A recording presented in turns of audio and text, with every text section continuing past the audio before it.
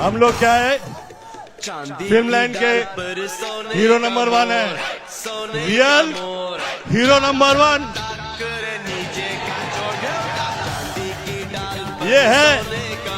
आपके सुख दुख के साथी। और तो और